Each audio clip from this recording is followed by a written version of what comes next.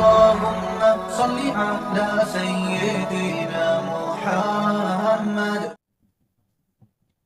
آگے ولا نخوض فی اللہ ولا نماری فی دین اللہ تعالی، اللہ تعالیٰ کی جو ذات ہے اس کے بارے میں ہم غور فکر نہیں کرتے، گہرائی میں نہیں جاتے، بس اللہ کی ذات پر ایمان لاتے ہیں۔ باقی یہ کہ اللہ کی قدرت کی جو نشانیاں ہیں اس میں بندہ غور کرتا ہے، اللہ کی قدرت اور بڑائی کو پہچانتا ہے۔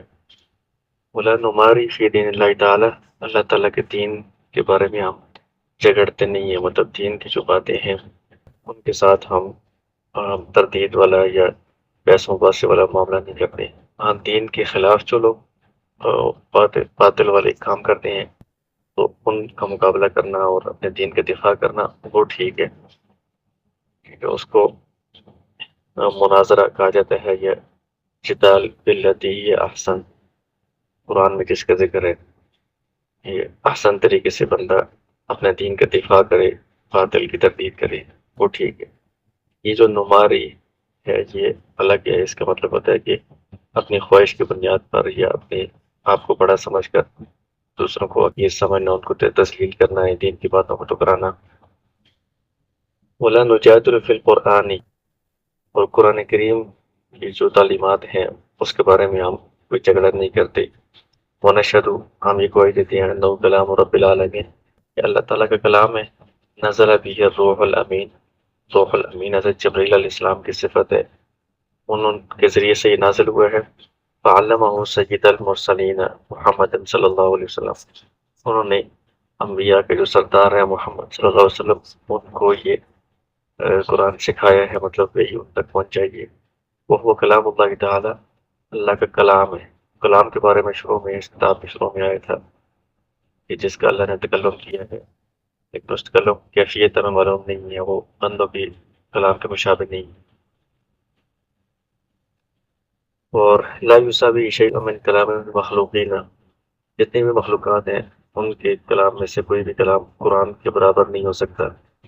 حدیث بھی یا دیگر جتنے بھی عمدہ سے عمدہ کلام ہو، قرآن کا وہ مقابلہ نہیں کر سکتے، اس کے برابر نہیں ہو سکتے۔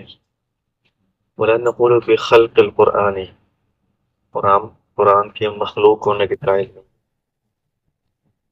ٹھیک ہے، تو یہ بھی ایک زمانے میں یہ فتنہ پیدا ہوا تھا، جو معتزلہ وغیرہ تھے، اور اس زمانے میں جو حکومت تھی وہ بھی ان کے ساتھ ہو گئی تھی۔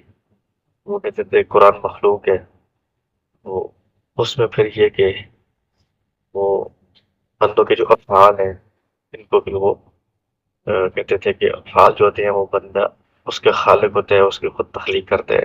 اللہ تعالیٰ کا جو کلام ہے اللہ نے اس کی تخلیق کی ہے، خلق ہوا ہے، وجود میں ہے، مخلوق ہے۔ وہ جو اہل حق تھے، اہل سنت والجماعت، اور اس زمانے میں امام احمد بن حنبل رحمہ اللہ تھے، انہوں نے اس کی سختی کے ساتھ تردید کی اور سختیاں اور مصیبتیں بھی برداشت کی کہ قرآن مخلوق نہیں ہے، کیونکہ مخلوق جو ہوتی ہے وہ ایک عارضی چیز ہوتی ہے جو پہلے نہیں تھی اور بعد میں وجود میں آئی ہے، آئندہ وہ ختم بھی ہو جائے گی۔ مخلوق کو صورت ہے، قرآن جو ہے یہ اللہ تعالیٰ کا کلام ہے، کلام اللہ کی صفت ہے۔ اللہ تعالیٰ کی ذات جس طرح قدیم ہے، ہمیشہ سے ہے، ہمیشہ رہیں گی، اس طرح اللہ تعالیٰ کی صفات بھی قدیم ہے، ہمیشہ سے ہمیشہ رہیں گی۔ کسی صفت کو عارضی کہنا یہ ٹھیک نہیں۔ وَلَا نُخَالِفُ جَمَاعَةَ الْمُسْلِمِينَ، کہتے ہیں کہ ہم مسلمانوں کی جو جماعت ہے وہ جس پر ہوتی ہے، جمہور جیسے کہتے ہیں یا اجماع جسے کہتے ہیں، اس کی ہم مخالفت نہیں کرتے۔ وَيَتَّبِعْ غَيْرَ سَبِيلِ الْمُؤْمِنِينَ نُوَلِّهِ مَا تَوَلَّىٰ وَنُصْلِهِ جَهَنَّمَ، قرآن میں ہے کہ جو مومنین کا راستہ ہے، مطلب عام مومنین جمہور جس راستے پر ہوتے ہیں، اس کے علاوہ کسی اور راستے کی جو بندہ پیروی کرے گا تو ہم اس کو جہنم میں ڈالیں گے۔ اسی طرح احادیث میں یہ ہے کہ لا تجتمع امتی علی الضلالۃ، میری جو امت ہے وہ مجموعی طور پر گمراہی پر جمع نہیں ہو سکتی۔ امت مجموعی طور پر جس بات پر جمع ہے، جس بات پر اجماع کیا امت نے، وہ حق ہوگا، وہ درست ہوگا، وہ گمراہی نہیں ہو سکتی۔ افرادی طور پر مختلف لوگ گمراہی کی طرف جا سکتے ہیں۔ تو مسلمانوں کی جو جماعت ہے تو وہ جس بات پر قائم ہو، جس پر سب کا اجماع ہو، اس کی ہم مخالفت نہیں کرتے، اس کی مخالفت گمراہی ہوتی ہے۔ اہل سنت والجماعت میں سنت کی پیروی بھی ہوتی ہے، قرآن و سنت کی بھی، اور ساتھ مسلمانوں کا مجموعی جمہور بڑا طبقہ جس بات پر ہوتا ہے اجماع، اس کی بھی ہم پیروی کرتے ہیں، اس کی ہم مخالفت نہیں کرتے۔ ولا نكفر أحدا من أهل القبلة بذنب ما لم يستحل له. یہ پھر وہی بات آ گئی ہے کہ کوئی اہل قبلہ میں سے یعنی جو دین کی ضروریات جو بنیادی عقائد ہے ان کو مانتا ہو، اس بندے کو ہم گناہوں کی وجہ سے تکفیر نہیں کریں گے، اس کو کافر نہیں قرار دیں گے، چاہے وہ جتنا بڑا گناہ گار ہی گناہ ہو، فاسق فاجر ہو جائے گا لیکن کافر نہیں ہوگا وہ، ما لم يستحل له، جب تک کہ وہ گناہ کو حلال نہ سمجھے. اگر وہ چوری کرتا ہے یا اور کوئی ایسا بڑا گناہ کرتا ہے، قتل کرتا ہے، کچھ بھی کرتا ہے، وہ بہت بڑا مجرم ہے، گناہ گار ہے، فاسق ہے، لیکن اس گناہ کی وجہ سے وہ ایمان سے خارج نہیں ہوگا، کیونکہ عقائد اس کے ٹھیک ہیں، ایمانیات اس کے ٹھیک ہیں، عملی طور پر اعمال کے اندر وہ طے کر رہا ہے. ہاں اگر وہ کسی گناہ کو جو قطعی طور پر دلائل سے ثابت ہو، اس پہ گناہ ہونا اس کی حرمت ثابت ہو، حرام چیز، اس کو وہ حلال سمجھے، تو حرام کو حلال سمجھنا یہ قطعی چیز کا انکار ہے، متواتر چیز کا انکار ہے، جس کی وجہ سے وہ بندہ کافر ہو جائے گا. ہاں قتل کا حرام ہونا قرآن سے بھی ثابت ہے، وَمَن يَقْتُلْ مُؤْمِنًا مُتَعَمِّدًا فَجَزَاؤُهُ جَهَنَّمُ خَالِدًا فِيهَا، حدیث سے بھی ثابت ہے. قتل کا حرام ہونا قطعی دلائل سے ثابت ہے، یہ بندہ اس کو حلال سمجھ کر کرے گا تو وہ قطعی دلائل کا انکار کرنے کی وجہ سے، متواتر کا انکار کرنے کی وجہ سے دائرہ اسلام سے وہ خارج ہوگا. آگے وَلَا نَقُولُ لَا يَزُورُ مَعَ الْإِيمَانِ ذَنبٌ لِمَنْ عَمِلَهُ. پہلے زمانے میں مختلف قسم کے طبقات آتے رہے ہیں. ایک طبقہ تو وہ تھا جو سختی کرنے والے تھے، گناہ کی وجہ سے وہ دائرہ اسلام سے خارج کر دیتے تھے، خوارج تھے اور معتزلہ وغیرہ. اور کچھ ایسے لوگ بھی تھے کہ جو گناہ کو بالکل نقصان دہ نہیں سمجھتے تھے کہ گناہ کرنے سے کچھ نہیں ہوتا، بس اصل ایمان ہے، بس جس نے ایمان لایا ہوا ہے بس وہ پکا بخشایا ہے، اب اس کی گناہ کرنے کی وجہ سے کوئی برائی نہیں ہے، کوئی اس کی سزا نہیں ہے، کوئی مسئلہ نہیں ہے. ان کو کہتے تھے مرجئہ.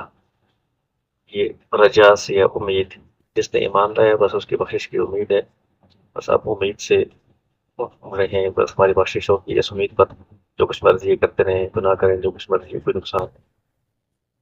تو یہ بھی جو طبقہ تھا یہ بھی غلط ہے، یہ بھی باطل پر ہے. ہم یہ نہیں کہتے کہ ایمان لانے کے بعد گناہ کرنے سے کوئی نقصان نہیں ہوگا، ہم کہتے ہیں کہ گناہ کرنے کی وجہ سے ایمان سے خارج تو نہیں ہوگا لیکن ایمان کے اندر بندہ گناہ گار ہوگا، فاسق ہوگا، اور وہ قیامت کے دن ابتدائی طور پر جہنم میں جانے کا سزا بھگتنے کا مستحق ہوگا، بعد میں پھر ایمان کی وجہ سے وہ نکال لیا جائے گا.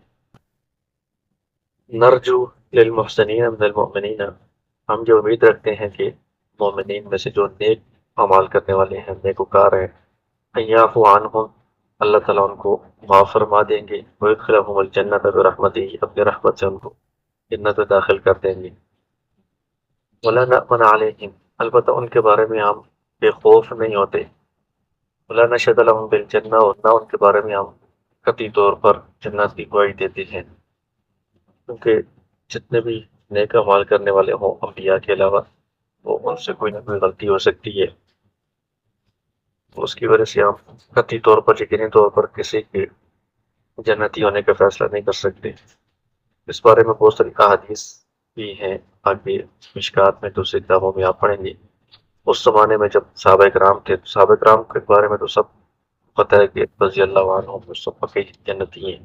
اس زمانے میں بھی بعض صحابہ کرام نے کسی کے بارے میں کہا، کسی کے انتقال کے موقع پر یا ویسے قطعی طور پر کہ جنتی ہے، تو آپ نے ان کو تنبیہ کی کہ اس طرح کسی کے بارے میں آپ یقینی طور پر فیصلہ نہیں کر سکتے، اس کو اللہ پر چھوڑنا چاہیے. آپ امید کے طور پر کہہ سکتے ہیں، نرجو، جیسے انہوں نے کہا کہ نرجو للمحسنین، ہم امید رکھتے ہیں. امید تو یہی ہے کہ جو نیک عمل کرنے والا ہے اللہ اپنی رحمت سے اس کو جنت میں داخل کریں گے، لیکن قطعی فیصلہ نہیں کر سکتے ہم. یہ جو معاملہ ہے جنت اور جہنم کا فیصلہ یہ اللہ کے حوالے ہے، یہ آپ کا معاملہ ہے، یقینی طور پر ہم نہیں بیان کر سکتے. اور یہ بھی اس میں بات ہے، شاید آگے آ جائے کسی کتاب میں یا دوسری قائد کتابوں میں، کہ اللہ تعالیٰ نیک لوگوں کو بھی اگر جنت میں داخل کریں گے تو وہ اپنی رحمت اور اپنے فضل کی وجہ سے داخل کریں گے. حدیث میں بھی آتا ہے، حدیث میں بھی آپ پڑھیں گے کہ اللہ تعالیٰ جنت میں جس کو داخل کریں گے تو یہ اللہ کا فضل ہوگا. یہ اللہ تعالیٰ پر ضروری نہیں ہے کہ وہ نیک اعمال کی وجہ سے جنت میں داخل کریں، اللہ کا فضل اپنے رحمت سے وہ داخل کریں گے. کیونکہ اللہ تعالیٰ کی نعمتیں بندوں کے اوپر اتنے احسانات اتنے ہیں جو بندہ نیک اعمال کر کے ان نعمتوں اور احسانات کا بدلہ بھی نہیں چکا سکتا، تو وہ اللہ تعالیٰ کے اوپر احسان کر کے اپنے اوپر جنت کیسے لازم کر سکتے ہیں؟ اور یہ بھی آگے تفصیلی بحث ہے، تو یہ سب اللہ کی فضل سے ہی جنت میں داخل ہوں۔ ونستغفر لمسیئہم ونخاف علیہم ولا نقنطہم، ایک تو محسنین ہیں، دوسرے مسیء ہیں، جو گناہگار لوگ ہیں ایمان والوں میں سے، ان کے بارے میں ہم کیا کریں گے؟ استغفار کریں گے، کے لیے بخشش کی دعا کریں گے۔ نخاف علیہم، اور ان کے بارے میں ہمیں خوف بھی ہوگا، ڈر بھی ہوگا کہ ان کو عذاب میں مبتلا نہ ہو۔ ولا نقنطہم، لیکن ہم ان کی مغفرت سے مایوس نہیں ہوں گے، نا امید نہیں ہوں گے، مطلب ہم یہ نہیں کریں گے کہ بس یہ پکے جہنم میں ہے، یہ بھی ہم نہیں کہہ سکتے۔ اللہ تعالیٰ کی رحمت سے امید رکھیں گے، دعا کریں گے، استغفار کریں گے، اور اللہ تعالیٰ کی رحمت سے امید ہے کہ اس کی بھی بخشش ہو جائے۔ یہ قنوت کہتے ہیں مایوسی کو، لا تقنطوا من رحمت اللہ، اللہ کی رحمت سے مایوس نہیں ہونا چاہیے۔ تو ان گناہگاروں کے بارے میں ہم استغفار کریں گے، اور ڈر بھی ہوگا کہ گناہوں کی وجہ سے ان کو سزا ہوگی، لیکن اللہ کی رحمت سے مایوس بھی نہیں ہوں گے۔ والامن والیاس ینقلان عن ملت الاسلام، کہتے ہیں کہ ان میں سے کسی ایک طرف ہو جانا، کہ بالکل بندہ عذاب سے بے خوف ہو جائے کہ بس کوئی بھی عذاب نہیں ہے، کوئی سزا نہیں ہے، بس جو ایمان لیا پکا بخشا بخشا ہے، یہ بھی غلط ہے۔ والیاس، اور بالکل ناامید ہو جانا کہ بس ہم گناہ گار ہیں، ہماری تو بخشش ہو ہی نہیں سکتی، یہ بھی غلط ہے۔ یہ دونوں چیزیں ایسی ہیں کہ جو ملت اسلام سے بندے کو ایک طرف کر دیتی ہیں۔ ملت اسلام کا یہ نظریہ نہیں ہے۔ ملت اسلام میں یہ ہے کہ امید اور خوف کے درمیان میں رہنا چاہیے، کچھ امید بھی ہونی چاہیے، کچھ خوف بھی ہونا چاہیے۔ بالکل ایک طرف بے خوف ہونا یا ایک طرف ہو کر نا امید ہونا، یہ دونوں باتیں غلط ہیں۔ وسبیل الحق بینہما یعنی القبلتی، تو ان دونوں کے درمیان والا جو راستہ ہے، یعنی خوف اور امید کے درمیان، تو یہ آپ نے سنا ہوگا، احادیث میں بھی ہے، ویسے بھی الایمان بین الرجاء والخوف، خوف اور امید کے درمیان بندہ رہے، یہ صحیح ایمان والا ہے۔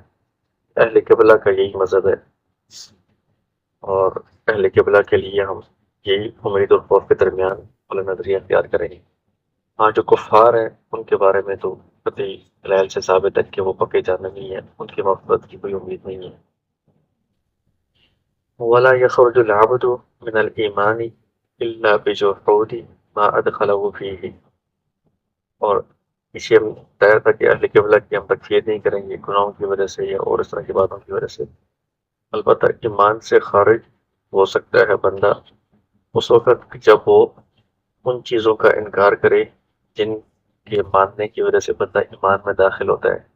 یعنی ایمان میں داخل ہونے کے لیے جن چیزوں کو ماننا ضروری ہے، وہی جو ضروریات دین کہلاتی ہیں، جو قطعی اور یقینی دلائل سے ثابت ہیں، ایمانیات، آمنت باللہ وملائکتہ وکتبہ ورسلہ والیوم الآخر، یہ ساری چیزیں ایمان میں مسلمان ہونے کے لیے ان سب پر ایمان لانا ضروری ہوتا ہے۔ ان میں سے کسی ایک چیز کا بھی انکار کر دے، اس سے بندہ ایمان سے خارج ہو جائے گا۔ وہ ایمان لانے کے لیے، اسلام لانے کے لیے سب چیزوں پر ایمان لانا ضروری ہے، لیکن ایمان سے خارج ہونے کے لیے سب چیزوں کا انکار کرنا ضروری نہیں ہے۔ ایک چیز کا بھی ان میں سے انکار کریں گے تو ایمان سے خارج ہو جائیں گے۔ اس میں تو وہی بات ہے کہ یہ کسی چیز کا انکار کرنا، یہ کیسے پتہ چلے گا؟ وہ کسی بندے کی زبان سے اگر کوئی بندہ انکار سنتا ہے تو پھر یہ ہم فیصلہ کر سکتے ہیں کہ اس نے انکار کیا ہے۔ دل کی باتوں پر ہم فیصلہ نہیں کر سکتے۔ کسی دوسرے کے بارے میں بعض اوقات لوگ فیصلہ کرتے ہیں کہ یہ بندہ ٹھیک نہیں لگتا، یہ بندہ ہمیں دہریہ لگتا ہے، ملحد لگتا ہے، یہ ایسا ہے ویسا ہے، تو سیاسی طور پر کسی کے مخالف ہوتے ہیں یا اور کسی وجہ سے ایک دوسرے کے ساتھ اختلاف ہوتا ہے، تو وہ اس کے دلوں کے اوپر حملہ کرنا شروع کر دیتے ہیں، فیصلہ کہ اس کے دل میں ایمان نہیں ہے، یہ بندہ غیر اسلام سے خارج لگ رہا ہے، بے دین لگ رہا ہے، اس طرح یہ باتیں ٹھیک نہیں ہے۔ جب تک وہ زبان سے اقرار کر رہا ہے ایمانیات کا، تو دل کے اوپر آپ فیصلہ نہیں کر سکتے، کیونکہ دل کے حالات اللہ کو معلوم ہے۔ وہ حدیث آپ نے سنی ہوگی کہ لڑائی کے دوران ایک صحابی نے کسی کافر پر حملہ کیا تو اس نے کلمہ پڑھ لیا، زبان سے اقرار کر لیا، انہوں نے پھر بھی اس کو قتل کر دیا۔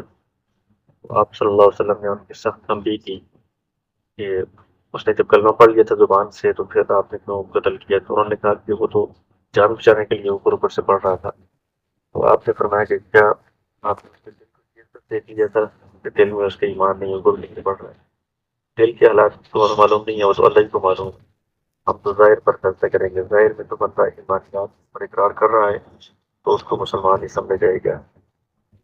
اور اس میں ایک بات وہ بھی ہے کہ اگر کوئی بندہ مسلمان ہے اور اس کو اقرار کیا جا رہا ہے، مجبور کیا جا رہا ہے جان سے مارنے کی دھمکی دے کر کہ آپ اسلام سے ڈر جائیں، کفر والا کلمہ کہیں، اس بندے کو اوپر اوپر زبان سے کفر والا کلمہ کہنے کی اجازت ہے جبکہ اس کے دل میں ایمان موجود ہو۔ قرآن میں اس کا ذکر ہے دامن اکریہ و قلبہ مطمئن بالایمان۔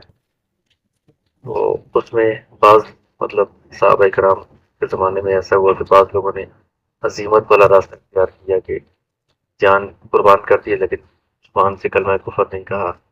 اور بعض دفعہ ایسا بھی ہوا کہ صحابہ کرام نے یا بعض کے بزرگوں نے اوپر سے مطلب وہ ایسا کلمہ کہہ دیا تو اس کی اجازت تھی شریعت کی طرف سے، قرآن کی طرف سے، کہ دل ان کا ایمان میں مضبوط تھا تو کوئی مسئلہ نہیں، اس کی گنجائش ہے۔ والایمان والاقرار باللسان والتصدیق بالجنان، کہتے ہیں کہ ایمان کسے کہتے ہیں؟ کوئی بندہ مومن ہو یا ایمان والا، اس میں یہ ہوتا ہے کہ جنان دل کو کہتے ہیں، دل سے بندہ تصدیق بھی کر رہا ہو اور ساتھ زبان سے اقرار بھی کر رہا ہو۔ اگر بندہ دل سے تصدیق کر رہا ہے لیکن زبان سے اقرار نہیں کر رہا تو اللہ کے ہاں تو ہو سکتا ہے کہ وہ دل کی وجہ سے اس کو مومن شمار کی جائے، لیکن ہمارے دنیا کے حساب سے اس کو مسلمانوں میں شمار نہیں کیا جا سکتا جب تک وہ زبان سے اقرار نہ کرے۔ وَأَنَّ جَمِيعَ مَا أَنزَلَ اللَّهُ فِي الْقُرْآنِ، کہتے ہیں کہ قرآن کریم میں اللہ تعالیٰ نے جتنی بھی باتیں نازل کی ہیں، وَجَمِيعَ مَا صَحَّ عَن رسول اللہ صلی اللہ علیہ وسلم من الشرع والبیان، اور شریعت کی وہ تمام چیزیں جو نبی صلی اللہ علیہ وسلم نے طرف سے صحیح ساتھ کے ساتھ ثابت ہے، جو انہوں نے قرآن کی وضاحت کے لیے، شریعہ احکام کی وضاحت کے لیے حدیث بیان کی ہیں، کل وہ حق و ساری کی ساری پر حق ہیں۔ قرآن تو ظاہر ہے کہ کبھی اور یقینی ہے، قرآن کے اندر جو تعلیمات ہیں وہ بھی پر حق ہیں، ان میں کوئی شک و شبہ ہو نہیں سکتا۔ احادیث بھی جو رسول اللہ صلی اللہ علیہ وسلم سے صحیح احادیث ثابت ہیں صحیح سند کے ساتھ، تو وہ بھی پر حق ہیں، اور جہاں یقین رکھتے ہیں ایمان لاتے ہیں۔ اور آگے کہہ رہے ہیں کہ والایمان واحد، ایمان ایک ہی چیز ہے، وَأَهْلُهُ فِي أَصْلِهِ سَوَاءٌ، اور جو ایمان والے ہیں اہل ایمان وہ ایمان کے اندر برابر ہیں سارے۔ البتہ ایمان کے بعد جو اعمال ہوتے ہیں ان چیزوں میں تفاضل کا آپس میں ایک دوسرے پر فضیلت ہوتی ہے، فرق ہوتا ہے۔ بینہم بالخشیۃ، کہ کسی کے دل میں اللہ کا خوف زیادہ ہے اور تقوی زیادہ ہے، کام میں مخالفت الہوا، خواہش کی مخالفت کرنا، ملازمت الاولیٰ، زیادہ افضل احکام پر پابندی کرنا۔ اس اعتبار سے بعض کو بعض پر فضیلت حاصل ہے، بعض کو بعض سے فرق ہے، لیکن جو بنیاد ہے ایمان مومن ہونے میں یا مسلمان ہونے میں سب برابر ہے۔ یہ بھی ایک بحث ہے عقائد کے اندر، آگے بڑی کتابوں میں آپ پڑھیں گے کہ ایمان بسیط ہے یا مرکب ہے۔ تو بعض ایسے حضرات تھے پہلے، کچھ بادل فرقوں والے تھے جو ایمان کو مرکب مانتے تھے کہ ایمان کے اندر دل سے تصدیق کرنا بھی شامل ہے، زبان سے اقرار کرنا بھی شامل ہے، اور اعضاء و جوارح سے اعمال کرنا بھی شامل ہے۔ تو وہ کہتے تھے کہ دل سے بندہ یقین بھی رکھے، زبان سے اقرار بھی کرے، اور اعضاء سے جو شرعی احکام ہیں، نماز روزہ وغیرہ یہ ساری چیزیں اس پر عمل بھی کرے، تب وہ مومن ہوگا۔ ان میں سے اگر ایک جز بھی نہیں پایا جا رہا تو وہ مومن نہیں ہے۔ اس میں پھر وہ جو لوگ تھے معتزلہ خوارج وغیرہ، وہ کہتے تھے کہ عمل بالارکان، جو اعمال ہیں وہ بھی ایمان کا حصہ ہیں۔ جو بندہ نماز چھوڑ رہا ہے، روزہ چھوڑ رہا ہے، تو وہ اعمال نہ کرنے کی وجہ سے ایمان کا حصہ چھوڑ رہا ہے، تو وہ مومن نہیں، وہ دائرہ اسلام سے خارج ہو جاتا۔ تو وہ جو ان کا نظریہ تھا جس کو ایمان کا ایسا سمجھتے تھے وہ تو باطل ہے، وہ تو غلط ہے۔ البتہ بعض ایسے اہل سنت کے اندر بھی حضرات تھے، بعض محدثین وغیرہ، وہ بھی یہ کہتے تھے کہ یہ ایمان لانا اس کے اندر دل سے یقین رکھنا تو شامل ہے ہی ہے، زبان سے اقرار کرنا بھی شامل ہے، اور اعمال کرنا اعضاء و جوارح سے یہ بھی اس میں شامل ہے۔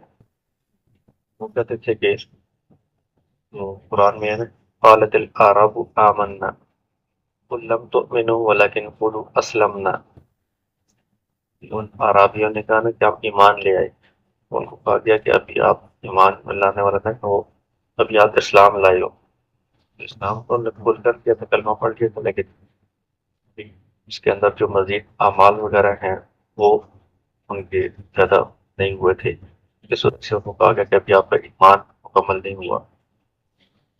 یہ حضرات کہتے ہیں کہ یہ جو اعمال ہیں یہ بھی ایمان کا حصہ ہے، لیکن اس کا یہ مطلب نہیں ہے کہ اعمال میں کوتاہی کی وجہ سے بندہ غیر اسلام سے خارج ہو گیا۔ وہ کہتے ہیں کہ دل سے تصدیق کرنے سے بندہ مسلمان تو ہو جاتا ہے، البتہ اس کے اندر پھر کمی بیشی ہوتی ہے، کسی کا ایمان کمزور ہے، کسی کا ایمان مضبوط ہے، زیادہ ہے، تو وہ اعمال کی بنیاد پر ہوتی ہے۔